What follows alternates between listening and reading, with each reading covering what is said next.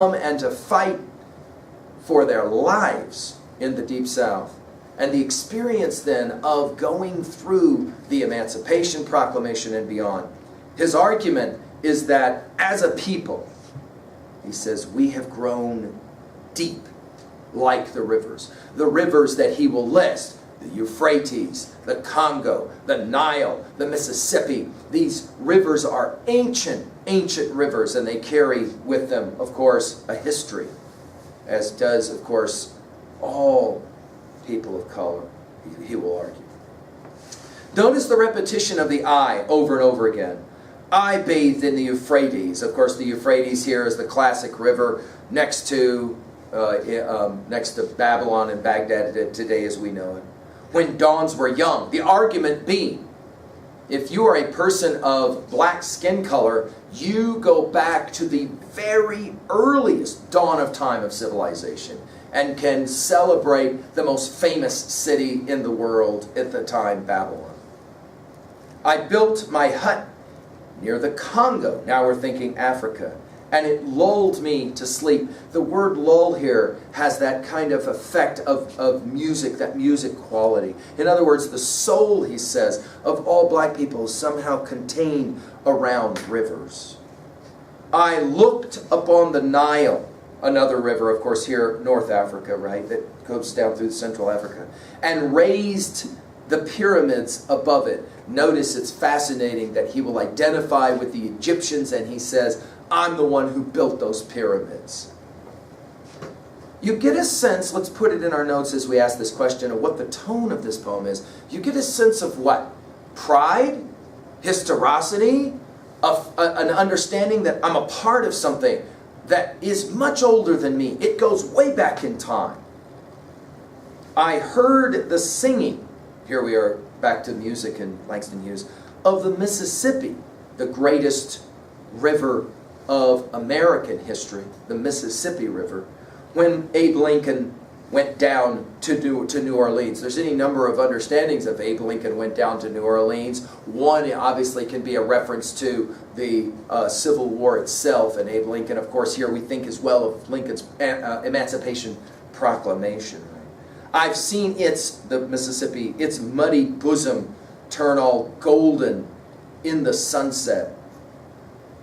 Of course, let's jump to 3:8 for just a moment. We cannot read lines like this without respecting maybe one of the greatest, if not the greatest, of American novels, The Adventures of Huckleberry Finn, where all of the major action of that novel takes place where? On the Mississippi River. The river of the Mississippi is in many ways the story of America, right? Many writers have pointed this out. Hughes going back to it. In other words, think of the genius of what he's saying. Before we, black Americans, who are not yet Americans in 1920, think about that. When Hughes writes this poem, an African American cannot go in and vote. Can't go into certain eating establishments simply because of skin color.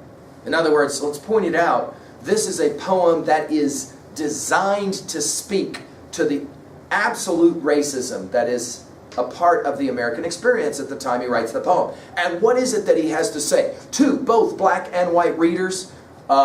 We blacks have been around really a long time. And we flow like the rivers, like the blood that's in our veins. Notice, I've known rivers, ancient, dusky rivers. Here the word dusky carries with it, of course, the connotation of color, but it also carries with it the connotation of unclear, dusky. It's not really clear. In other words, it's so far back. We come from so far long ago that it's impossible to be able to construct the origination of where we come from, kind of like rivers. It's, of course, always fascinating, isn't it, to stand next to a river and ask the simple question, why doesn't it run out of water?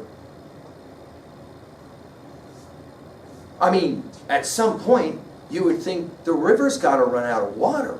How can it just keep flowing on and on and on?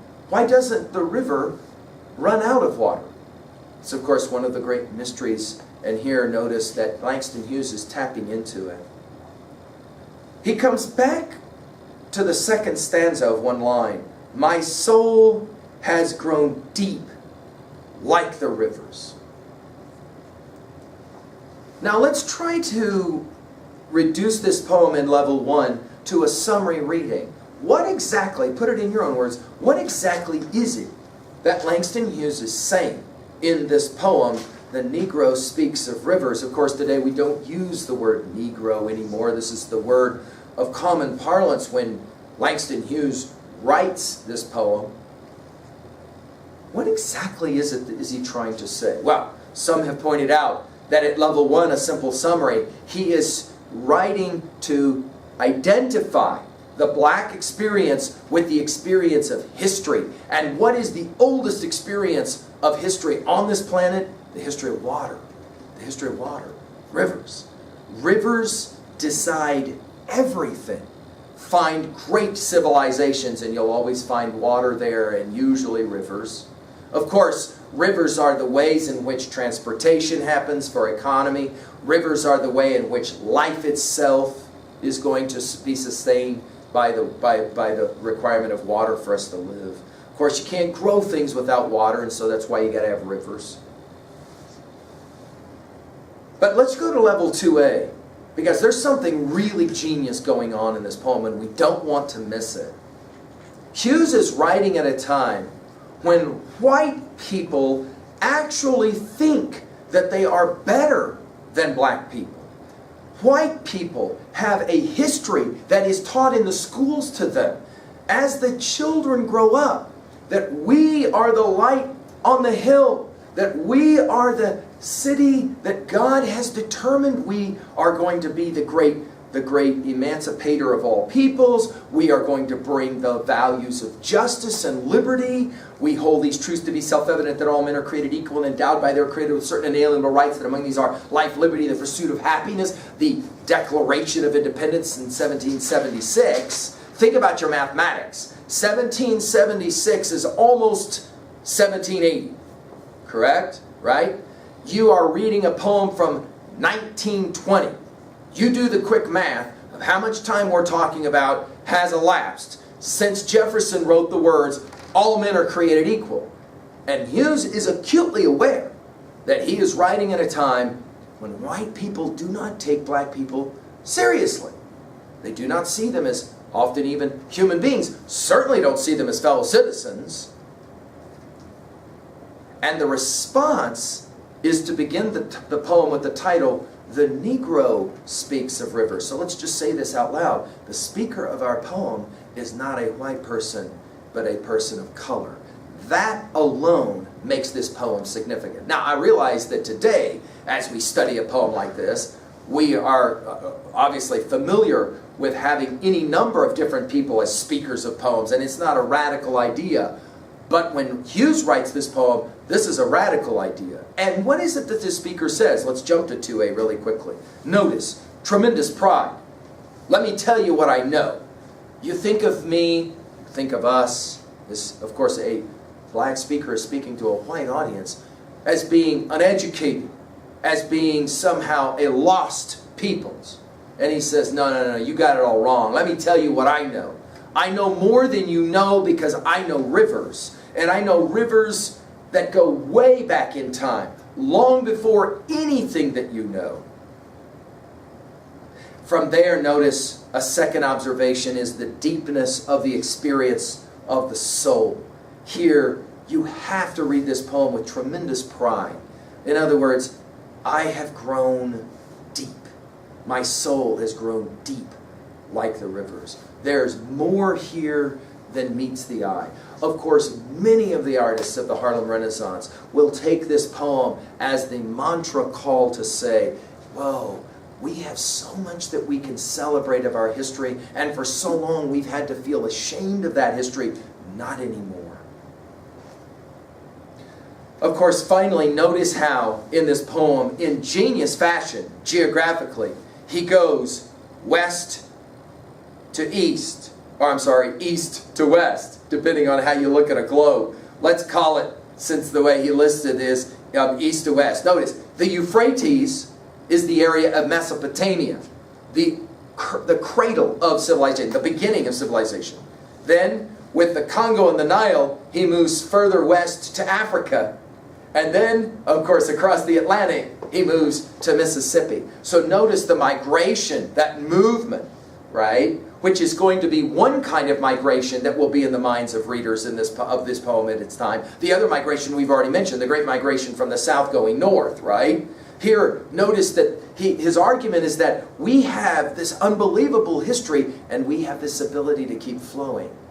We don't run out of water. Finally, let's point out that 2 times he makes the observation about growth. We are not dead. We are not dying. We are growing. We are growing in understandings of ourselves. We are growing in the depth with which we live our lives. And of course, as artists, there's a tremendous resonance here that says we have so much inside of us that needs to be expressed. You can easily understand why this poem by Langston Hughes, but let's just point out again, just to blow our minds, written roughly your age. And Hughes is already ready to take the history of the black person and translate it for a white reading audience and say, we are somebody, and you should take us seriously because we have a history that precedes anything of your history long, long ago. Let's jump to 2b for just a second. We've already mentioned the powerful symbol of rivers here and the ways in which repetition also plays its game. It is very similar to Walt Whitman. When we come to I2, we're going to have to pick up Walt Whitman again. But you'll notice here that what Langston Hughes is doing is he's taking the established American poet voice, Walt Whitman, and he's re-energizing it here in a powerful way. And we'll see how he does this over and over again. This repetition, again, can sound very musically inclined, as we have said before. Finally, at level 3, and this is where we want to go as readers of this poem, we want to identify, we want to relate this to some experiences of our own so that we can grow and we can learn from this kind of study. Let's first of all relate this to other titles that we have known. We've already mentioned Walt Whitman's Leaves of Grass. We've mentioned the poetry of Carl Sandburg. Many have likened the powerful statements of this kind of poetry and statement of this kind of poetry to religious texts and, of course, to religious spirituals. Right. We can ask about your favorite film that in that film treats specifically the issues of racism and how maybe, for example, an individual in that movie has to come to terms with the fact that while everybody around him or her is trying to make him feel, her feel lesser because of skin color, at the end of the film there's a sense of pride and accomplishment, of enduring, of growing, to use Langston Hughes' language. What is for you your favorite song that fights racism, that fights the notion that just because you are of a certain skin color there is something either greater or lesser about you? What is your favorite song there? And then finally at 3b, let's turn now to a personal reflection here. We can ask several questions about this as a personal experience. Of course, for you personally, what have rivers meant to you in your life? Literally, maybe, symbolically for sure. Movement of water. Of course, another interesting 3b question. How has your soul grown deep through the high school experience? But maybe most importantly, as we try to relate to this poem personally, we can ask about the issues of pride and humility, prejudice and racism. What is for you your experience of that? And how do you understand that experience? And how do you come to terms with the fact that there is hate in the world, that there is racism in the world? How do you imagine racism is combated? Langston Hughes would argue one way is through art, and it's a compelling way to do it. Well, there you go, our first introduction to Langston Hughes and The Negro Speaks of Rivers, and an introduction to the Harlem Renaissance as well. Thank you.